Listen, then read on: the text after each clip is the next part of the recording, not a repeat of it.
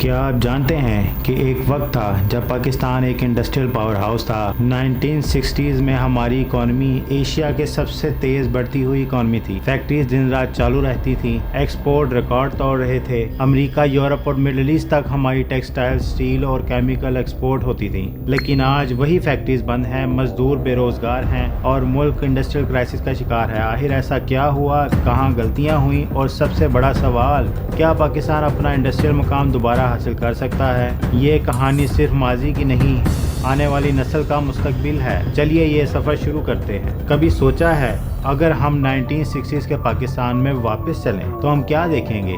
ایک ملک جو نئے جوش اور امید کے ساتھ آگے بڑھ رہا ہے، ایک ملک جو صرف 15 سال پہلے آزاد ہوا تھا مگر ایشیا کی سب سے تیز ترقی کرتے ہوئی اکانومی بن چکا تھا۔ اس دور میں پاکستان کا GDP گروتھ 7 to 6% تک بڑھ چکا تھا اور ہماری انڈسٹریز دنیا بھر میں مشہور ہو رہی تھیں۔ Pakistan industrial development corporation PIDC نئے انڈسٹریل یونٹ اسٹیبلش کر رہا تھا جو ملک کی اکانومی کا بیک بون بن رہے تھے۔ کراچی، لاہور اور فیصل آباد شہر صرف شہر ہی نہیں، انڈسٹریل ہب بن چکے تھے۔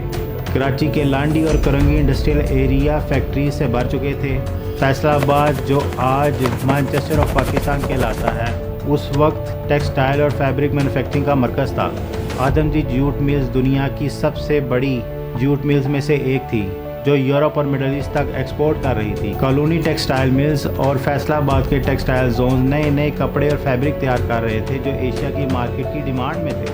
صرف ٹیکسٹائل ہی نہیں، پاکستان نے انجینئرنگ اور ہیوی انڈسٹری میں بھی بہت ترقی کی۔ اتفاق فاؤنڈریز جو اسٹیل اور میکینیکل پارٹس بناتی تھی، پاکستان انڈسٹریل لینڈسکیپ کا بڑا پلر تھی۔ ہیوی میکینیکل کمپلیکس HMC جیسے میگا پروجیکٹس نئے انجینئرنگ سلوشنز پرووائڈ کر رہے تھے۔ یہی نہیں، پیکیجز اور کیمیکل انڈسٹری بھی تیزی سے ترقی کر رہی تھی۔ پیکیجز لمیٹڈ نے ماڈرن پیکیجز سلوشن انٹروڈیوس کیے جو صرف لوکل ہی نہیں بلکہ انٹرنیشنل مارکیٹ میں بھی ڈیمانڈ میں تھے۔ ICI پاکستان اور پاکستان آکسیجن لمیٹڈ جیسے جوائنٹس انڈسٹریل کیمیکل اور پولیمر پروڈکٹس میں نئے سٹینڈرڈ سیٹ کر رہے تھے جو ملک کے مینوفیکچرنگ اور ایکسپورٹ سیکٹر کو مضبوط بنا رہی تھی۔ اس وقت پاکستان اپنی ضروریات کے لیے تو بنا ہی رہا تھا اور ہم ایکسپورٹ بھی کر رہے تھے۔ پاکستان اسٹیل ملز کا پلان تیار تھا جو آگے چل کر ساؤتھ ایشیا کی سب سے بڑی اسٹیل مل بنی۔ فوجی فرٹیلائزر اور کیمیکل پلانٹس نئی انوویشنز لا رہے تھے۔ اور صرف یہی نہیں، پاکستان کا ایک اور شہر بھی دنیا بھر میں مشہور ہو رہا تھا، سیالکوٹ۔ یہاں کے لوگوں نے اپنے ہاتھوں کے ہنر سے ایک نئے سیکٹر کو جنم دیا، اسپورٹس اور سرجیکل انسٹرومنٹ انڈسٹری۔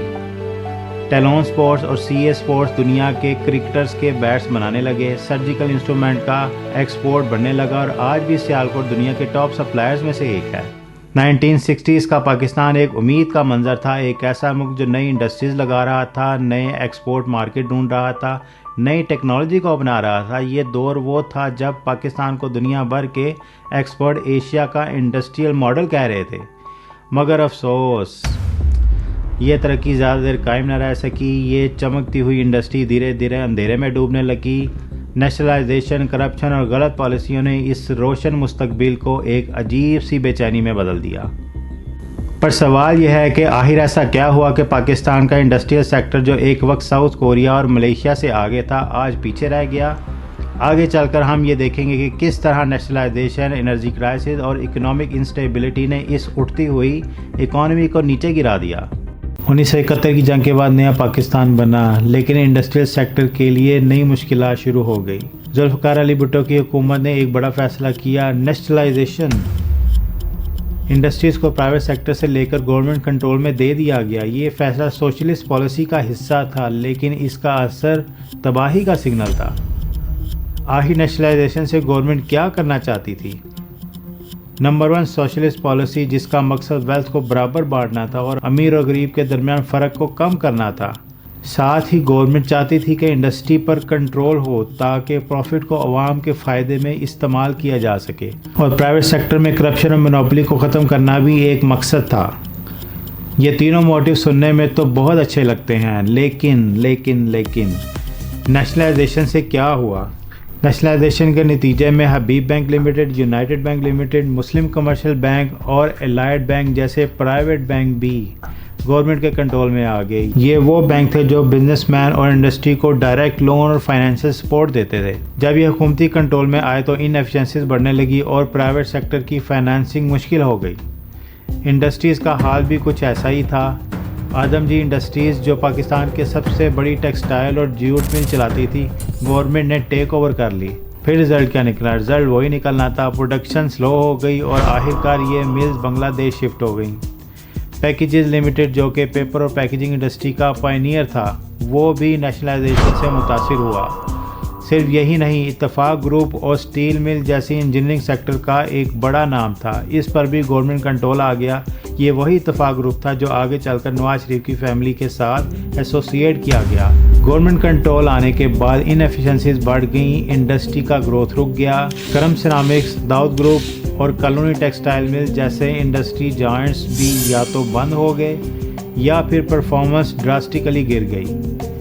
ان سب کے نتیجے میں انویسٹر نے پیسہ نکالنا شروع کر دیا، جو مالک انہیں چلا رہے تھے ان کو سائیڈ کر دیا گیا اور بیوروکریٹس کو انڈسٹری کا کنٹرول دے دیا گیا۔ اگین وہی رزلٹ، پروڈکشن گر گئی، کرپشن بڑھ گئی اور فیکٹریز ایک ایک کر کے بند ہونے لگیں۔ یہ تو صرف شروعات تھی، اصل تباہی ابھی آنی باقی تھی۔ نیشنلائزیشن پہلا جھٹکا تھا جو انرجی کرائسس ایک ایسا زخم بنا جو آج تک نہیں بھرا۔ 2010 سے 15 تک کے دوران پاکستان میں بجلی کا بحران اپنی انتہا کو پہنچ گیا۔ 12 سے 18 گھنٹے کی لوڈ شیڈنگ ہو رہی تھی، فیکٹریز جنریٹر پر چلیں، مگر فیول اور گیس کی ہائی کاسٹ نے انڈسٹری کو ڈبونا شروع کر دیا۔ آج بھی پاکستان میں industrial electricity rate $0.18 per unit ہے، جبکہ انڈیا بنگلہ دیش میں یہ صرف $0.08 ہے۔ مطلب ہماری پروڈکٹس مہنگی ہیں اور انٹرنیشنل مارکیٹ میں کمپیٹیٹیو نہیں ہیں۔ اس کا نتیجہ فیکٹریز بند ہونے لگیں، ایکسپورٹ گرنے لگی اور ہزاروں مزدور بے روزگار ہو گئے۔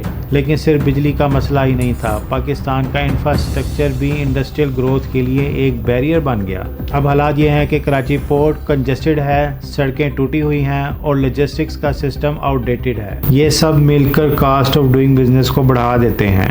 آج پاکستان کا گلوبل ٹیکسٹائل ایکسپورٹ میں صرف 0.17% شیئر ہے، جبکہ بنگلہ دیش کا 6.7% ہے اور انڈیا کا 5.9% شیئر ہے۔ یہ اس بات کا ثبوت ہے کہ ہم نے اپنی انڈسٹری کا وہ عروج کھونا شروع کر دیا ہے جو کبھی ہماری پہچان تھا۔ پاکستان سٹیل ملز جو کبھی ملک کا فخر تھی، آج $200 ملین کا لاس اٹھا رہی ہے۔ ٹیکسٹائل انڈسٹری جو کبھی ہماری ایکسپورٹ کا 60% تھی، آج آؤٹ ڈیٹڈ مشینری اور ہائی پروڈکشن کاسٹ کی وجہ سے کولیپس ہونے کے قریب ہے۔ آج فیصل آباد کی کئی ملیں بند ہو چکی ہیں اور جو فیکٹریز چل رہی ہیں وہ بھی اسٹرگل کر رہی ہیں۔ اگر ہم نے اب بھی کچھ نہیں کیا تو آنے والی نسل صرف تباہ شدہ انڈسٹریل زون ہی دیکھے گی۔ انڈسٹریل سیکٹر کے گرنے کا اکانومی پر بھی اثر ہوا ہے۔ ان ایمپلائمنٹ 6.5% تک بڑھ چکا ہے اور 2022 میں ٹریڈ ڈیفیسٹ $40 بلین تک پہنچ گیا تھا۔ انڈسٹری کا جی ڈی پی میں حصہ 1980s کے 30% کی بجائے صرف 20% رہ گیا ہے۔ لیکن کیا سب کچھ ختم ہو چکا ہے؟ نہیں، اب بھی امید کی کرن ہے۔ کیا یہ کہانی یہیں پر ختم ہوتی ہے؟ بالکل نہیں۔ پاکستان دوبارہ انڈسٹریل پاور ہاؤس بن سکتا ہے، مگر اس کے لیے صحیح ریفارم ضروری ہیں۔ Number 1، renewable energy. بجلی کا مسئلہ حل کرنا ہوگا، صرف بجلی ہی نہیں بلکہ سستی بجلی کا انتظامات کرنے ہوں گے، اور اس کے لیے سولر اور ونڈ انرجی کو بڑھاوا دینا ہوگا۔ نیو ڈیمز کو ترجیح دینی ہوگی۔ نمبر 2، انفراسٹرکچر اور انویسٹمنٹ۔ بہتر سڑکوں، ہائی ویز اور پورٹ کو اپ ڈیٹ کرنا ہوگا۔ Number 3، stable industry policies. ہر نئی حکومت انڈسٹری کو رولز بنا کر کنفیوز نہ کرے۔ High value export. ٹیکسٹائل سے آگے سوچنا ہوگا، را کی بجائے finish goods, I T, pharmaceutical اور انجینئرنگ پروڈکٹس پر توجہ دینی ہوگی۔ پاکستان کا انڈسٹریل سیکٹر ابھی بھی ریکور کر سکتا ہے، لیکن اس کے لیے صرف گورنمنٹ نہیں، ہم سب کو سوچنا ہوگا۔ آپ کا کیا خیال ہے؟ کیا پاکستان دوبارہ انڈسٹریل جائنٹ بن سکتا ہے؟ اپنا پوائنٹ آف ویو کمنٹ میں شیئر کریں۔ تھینک یو سو مچ۔ اللہ حافظ۔